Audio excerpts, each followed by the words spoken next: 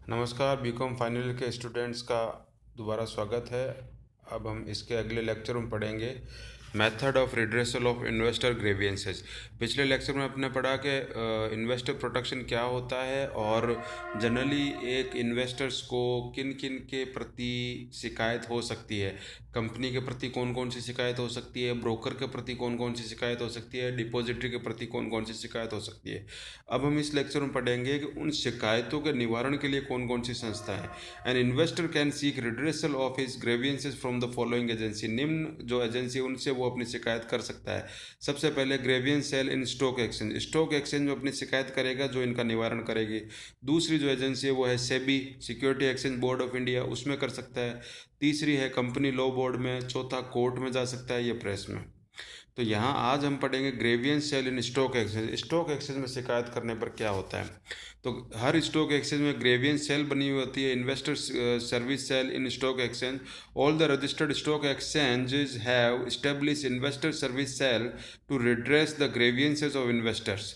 These cells have played an important role in the settlement of grievances and have infused confidence among the investors. Investors approach these investor grievance cell to lodge complaint against the company's members of stock exchange acting as broker. Both NSE and BSE to have their grievance cell. So इसका मतलब है हर stock exchange में उसकी एक grievance cell होती है जिसका मुख्य उद्देश्य होता है निवेशकों की अगर कोई शिकायत है उस शिकायत को सुनना और उसके संबंधित निवारण करना। ये मुख्य काम है। और पिछले में हमने पढ़ा था कि शिकायत किसके खिलाफ हो सकती है। अब उसने बताया सबसे पहला मेथड ऑफ रिड्रेसल और ग्रीवियंस सेल अगेंस्ट कंपनीज। पिछले में हमने पढ़ा था कि कंपनी के खिलाफ क्या क्या शिकायत हो सकती है। अब इसमें ये बता रहा है कि जो स्टॉक एक्सचेंज में ग्रीवियंस सेल है वो कंपनी के खिलाफ मिलने वाली शिकायत को कैसे दूर करता है। पहला है after receiving the complaint from investor they these are forwarded to the concern company. वो जैसे ही शिकायत देते पहले उस कंपनी को भेजता है which is directed to solve the matter within 15 days। 15 दिन के अंदर उस मैटर को सोल्व करना। तो स्टॉक एक्सचेंज उस कंपनी को बेचता है। दूसरा, if in spite of reminder the company fails to resolve the complaint and total number of pending complaint against the company exceed the 25 and if this complaint are pending for more than 45 days the cell issue a show cause notice तो 7 days to company. अब कंपनी को आपने शिकायत भेज दी और उसका कोई निवारण नहीं हुआ 15 दिन के अंदर, और कंपनी के खिलाफ टोटल 25 शिकायतें या उससे ज़्यादा हो गई और 45 दिनों में उसका कोई निवारण नहीं हुआ, तो स्टॉक एक्सचेंज उसको 7 दिन के अंदर जवाब मांगेगा सो कॉज नोटिस का, कारण बताओ नोटिस। तीसरा होता है if the company still fails to resolve the complaint within 7 days of issue of show cause notice the script of the company is suspended from the trading. अगर उसके बाद भी कोई जवाब नहीं आता है तो स्टॉक एक्सचेंज उस कंपनी का जो भी शेयर वहाँ स्टॉक एक्सचेंज में लिस्टेड है उसको सस्पेंड कर सकता है। और चौथा है investor grievance cell can also transfer script to defaulting companies to Z category for non resolution of investor complaint. यानी उसके बाद में वो उसकी शेयर को जेड कैटेगरी के शेयर्स में ट्रांसफ़र कर सकता है। और पांचवा है companies which have a long history of not resolving investor grievances have large number of pending complaints are instructed to employ special personnel to clear the pending complaints on priority basis. तो ये company के खिलाफ मिलने वाली शिकायतों के लिए stock exchange काम करता है। दूसरा है अगर ब्रोकर के खिलाफ कोई शिकायत आती क्या कहता है, तो when a complaint is lodged with the stock exchange authorities they forward it to the investor service cell which refers to the complaint to the concerned broker and ask him to settle the complaint and send a reply within 7 days। तो वो उस broker को बोलेगा कि आपके खिलाफ जो शिकायत है आप उसका निवारण करो और 7 दिन में उसका जवाब दो। If no reply is received or received reply is not satisfactory, the matter is placed before the investor grievance redressal cell committee। IGRC के सामने वो रिपोर्ट भेजी जाती है अगर वो संतुष्ट नहीं होते हैं तो। This committee hears both the complainants and the broker and efforts are made to solve the matter, failing which it is referred for arbitration which is quasi judicial process।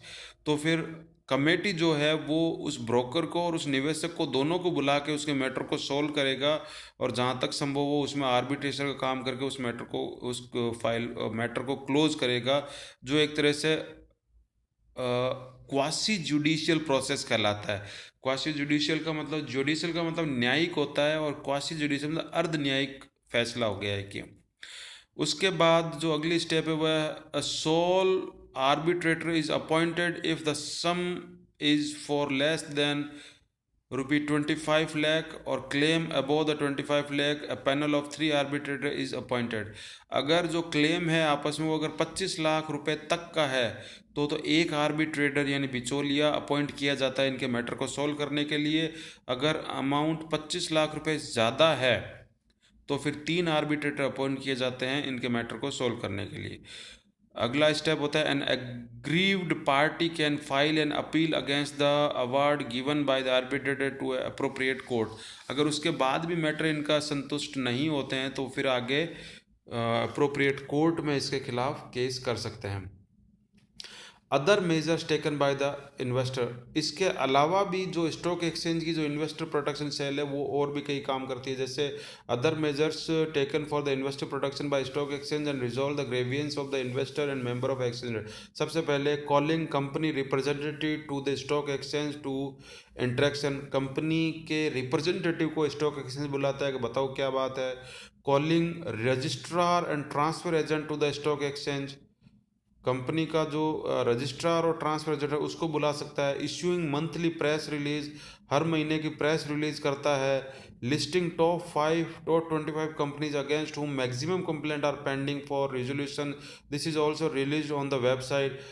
जो टॉप 25 की कंपनी है जिनके खिलाफ सबसे ज़्यादा शिकायतें हैं उनकी एक लिस्ट भी जारी करता है और वो साइट पर भी देता है।